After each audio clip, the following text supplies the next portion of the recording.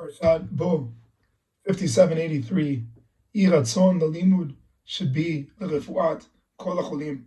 ובתוכם תניא בת המרגלית, יוסף יער בן אבי רחבה, הרב סיוון בן סימה, בתוך כל שאר חולי ישראל. Bezrat Hashem, the opening pasuk of Bo, it's spoken about from Moran Rabbeinu the Sfat Emet, who his yurtzeit is Mamash Erev Shabbat, Hey Shvat. He says that the opening pasuk has a little bit of a challenge. It says, Bo el paro, ki ani hichbadati et libo. So there are two questions. Number one question, if Hashem hechbidet libo, he hardened his heart, why are you going to him? What's the point? And the second is that the word bi'ah, the word bo, is a language of chiba, of kindness. And why are you saying bo el paro? Well, why are you like as if like excited and full of love to go over to this mass murder? And so I think to answer both these questions in preparation with the Chavra that are Bezrat Hashem on their way to Poland to go to the lowest place in the world on Monday night, we asked ourselves, what is practical advice to really get ready? And one of the things that I tried to think about as practical advice was to walk slowly. And the reason that I felt like walking slowly is essential is because we're not really going to see what happened. And a lot of people want to go and see what happened, but there's so many movies and so many testimonies and so many museums that if you want to see what happened, you'll probably see it much better in a museum in Yad Vashem or in Martef HaShoah outside of the old city. Very, very informative places.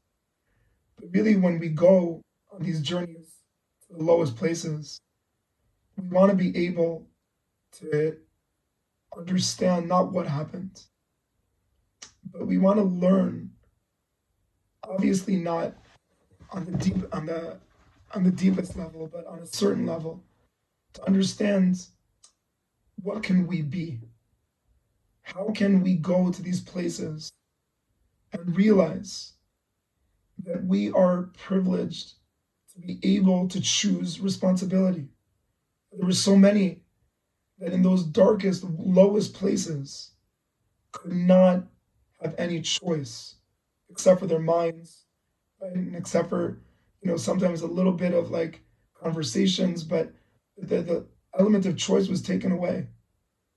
And then when we stand there in the presence and in the awareness of that history that we are supposed to learn, because it says in Parshat Azinu Zechor Yemot Olam Binu Shno Dor Vador, we're supposed to learn the past. Because for us, history destroys selfishness. Because if I know the story of them, then it's not only my story anymore.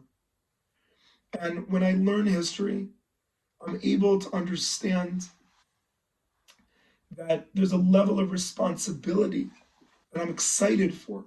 That there are things that I could do even better because I'm aware of what happened before me. And so I think that this answers the question of Bo el Paro. Hashem is saying to Moshe, you're not going to Paro for Paro. It's not going to change. So why are you going to him? Because you can change, Moshe.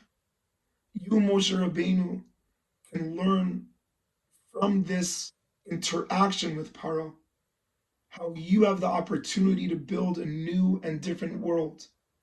If you're able to confront and stand face to face with the brokenness, with the negativity, with the bad, it's not meant to make you sad or mad. It's meant to make you obviously not glad, but it's meant to make you aware of how much more you can do that you never thought you can do. That for Moshe to be able to lead the Jewish people, he needed to see the opposite emperor that he needs to be different from. And this is why it's Lashon Chiba.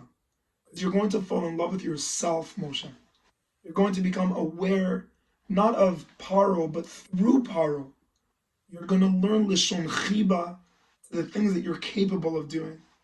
And so my bracha, obviously, to Chavre that are going now on planes to really confront the Paro of the world, to see the Paro of the world, to be able not to see what happened, but to see what they can to be able to look at yourself and say, selfishness is the greatest disease in the entire world, and it causes all negative things.